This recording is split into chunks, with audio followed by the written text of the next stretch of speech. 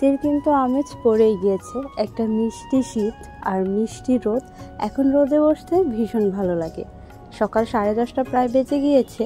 আমি ঘুম থেকে আজকে একটু লেট করে উঠেছি, প্রায় 10টার দিকে। তো বাহিরে আসলাম যে কিছুক্ষণ ভিটামিন ডি নেই এই জন্য। তো বাহিরের পরিবেশটা দেখে একদম এত ভালো লাগছে কি বলবো। তো হঠাৎ করে অনেকক্ষণ বাহিরে বসার পরে মনে হলো যে আমার একটি গোলাপ গাছ ছিল। তোমরা যারা আমার আগের ভিডিও দেখেছো তারা গোলাপ গাছটি দেখে থাকবে। তো আমি অনেক দিন এই বাগানের দিকে আসিনি, এর মাঝে 2 দিন আগে এসেছিলাম। আর দেখে গাছ থেকে আর কি ফুল হয়ে বীজ পড়ে আবার নতুন একটি গাছ গজিয়েছে। তো সেটা দেখে আমার মনটা অনেক ভালো হয়ে গিয়েছে। কিন্তু এখন যেহেতু একটু ঠান্ডা ঠান্ডা আর মাটিটা আর কি রস নেই যাকে বলা যায়, জলটা ভেজা ভেজা না, শুকিয়ে গেছে। তো ভাবলাম যে যাই একটু গাছে জল দিয়ে আসি। আমি কিন্তু প্রায় গাছে জল দিই, আমার শুকনো আর কি গাছের গোড়াটা শুকনো থাকবে ওইটা আমার দেখতে ভালো লাগে না একদম। যাই হোক, আজকে পরিবেশটা এতই সুন্দর যে তোমাদের সাথে আমি সকাল থেকেই ভিডিও শেয়ার করছি। তো আমি নিয়ে চলে আসলাম নতুন একটি ভিডিও, আর ভিডিওতে তোমাদের সবাইকে ওয়েলকাম জানাচ্ছি। তো আমি গাছ থেকে ফুল পেড়ে নিচ্ছি, যেহেতু এখন শীতকাল, গাছে ফুল অনেক কম ফোটে। গাছে 2টা ফুল দেখার পর আমি সাথে সাথেই পেড়ে নিয়ে মাকে দিয়ে দিলাম।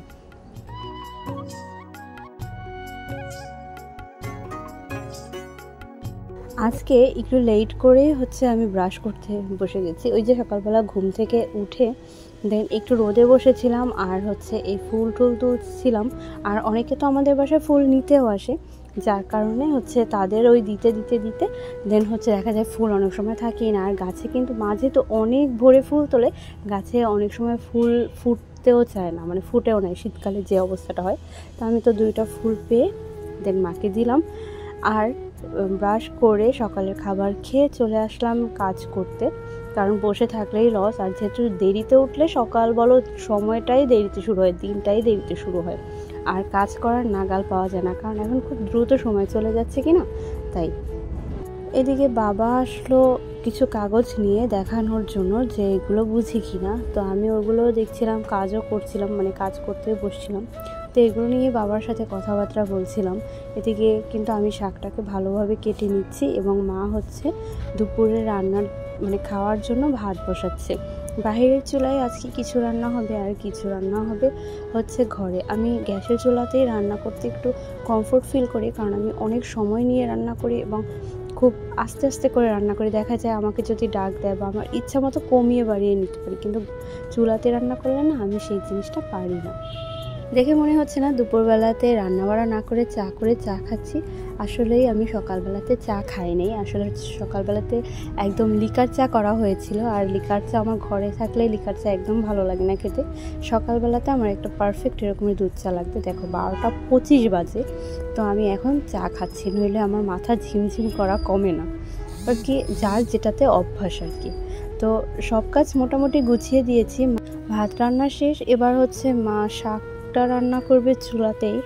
তো আমি মাছ আর রান্না করব শুধু গ্যাসের চুলোতে। আমার বেশি একটা আজকে কাজ নেই, মা যেহেতু অর্ধেকটারই বেশি করে নিচ্ছে। তো খাওয়া দাওয়া তো কমপ্লিট হলো, এখন সন্ধ্যা 6:30 বাজে। আমি পড়াতে চলে আসলাম। তো এসেই স্টুডেন্ট আমাকে এই ওর আঁকাগুলো দেখাচ্ছে। এটা বড় স্টুডেন্ট এঁকেছে, এটা না, এটা ছোটটা।